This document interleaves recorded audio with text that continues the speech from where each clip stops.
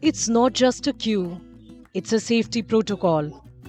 Students line up patiently, waiting for their turn to sip rehydration drinks, a simple yet vital shield against the threat of heat stroke. As April blazes on, government schools in Kanpur are stepping up efforts to protect children from the searing heat.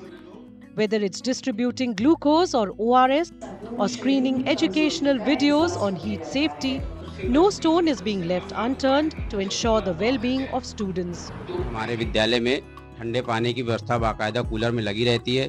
गिलास रखे हुए हैं साफ सुथरे और उस पर वहाँ रसोइया उस काम में लगी रहती हैं। स्टाफ के लोग भी लगे रहते हैं और हमारे यहाँ फर्स्ट एड बॉक्स है पूरा, ग्लूकोज और ORS की पूरी सुविधा हमारे विद्यालय में मौजूद है। पंखे हैं और उसके लिए हमने व्यवस्था करके इन्वर्टर भी लगवा लिया ताकि बच्चों को दिक्कत ना हो।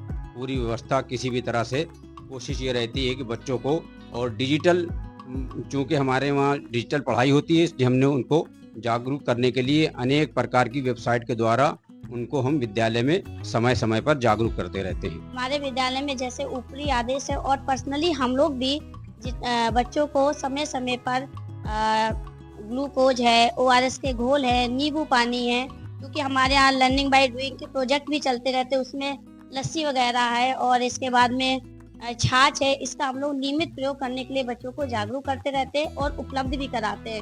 साथ में हमारे यहाँ पर जो स्मार्ट क्लास दी गई है उसके द्वारा यूट्यूब के जितने भी सेशन आते हैं उनमें हम लोग उनको दिखा करके लू से बचने के उनके घर पर भी उपचार बताते हैं।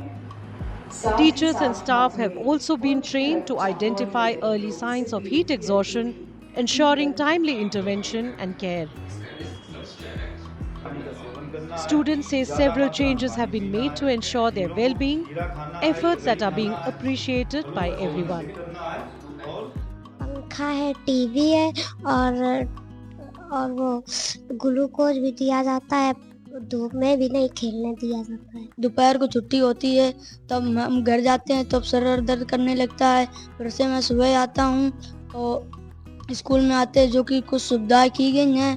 पंखा और पहले पंखा नहीं था, पंखा लग चुका है और ORS पिया जाता है और हम लोगों को तब स्कूल में बीमार पड़ जाती है, अस्पताल वगैरह भेजा जाता है और तब गर्मियों में मेरे को निकलना चाहिए, तब ढक के निकलना चाहिए और फल फ्रूट खाना चाहिए। With temperatures expected to rise further as May approaches, the guidelines being implemented in schools across Kanpur aim to ensure students' safety in the days to come.